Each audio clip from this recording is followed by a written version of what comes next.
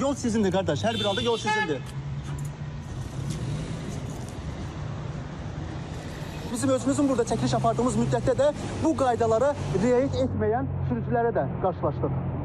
Bu reportaj 5.53 nişanının yeni təyin alındığı yollarda çəkiliş zamanı ortaya çıxan real görüntüdür. Amma bu real görüntü həm də düşündürücüdür. Çünki sürücülərin bir çoxu bu nişanın yeni təyinatına əlavə ümumiyyətlə nişandan xəbərsizdilər.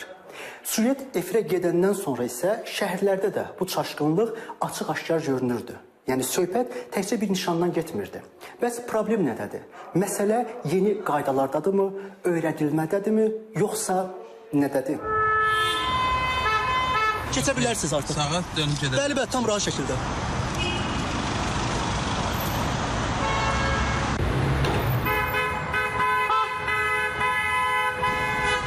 Yolu sizin ixtiyarınız var, keçə bilirsiniz. Bəli.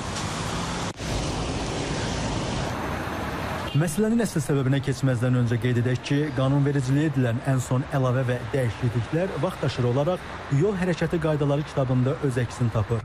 Kitabın müəllifi professor Əziz Talıbovun sözlərinə görə sürücülər arasında çaşqınlıq yaradan 5.53 nişanı da nəşrə edilən əlavə yeniliklər sırasındadır.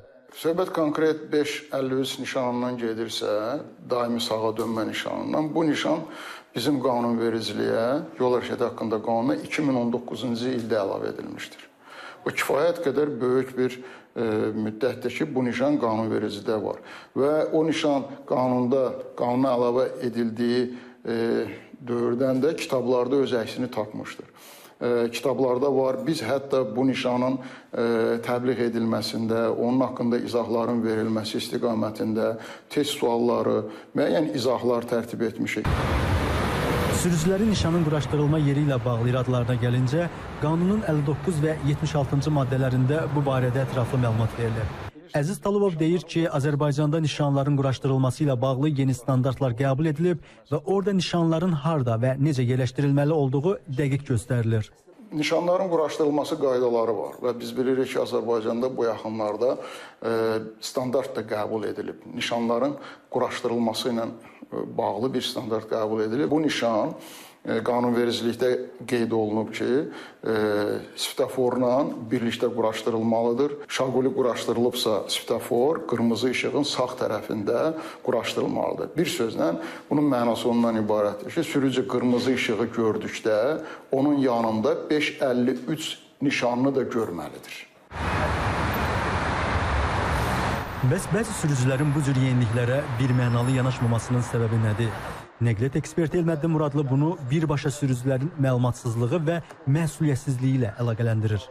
Bunu mən başqa heç nə ilə izah eləmək istəməzdim. Sadəcə sürücülərin savadsızlığında görürəm. Və deyiləndə də adamlar səni bir arqumentlə borçlu çıxarmağa çalışırlar ki, bəs axı orada yaşıl yanır. Yanır. Bir dəfə də qanunu açıb oxuyun da. Yəni burada nə çətin şey var ki, balaca bir bənddir.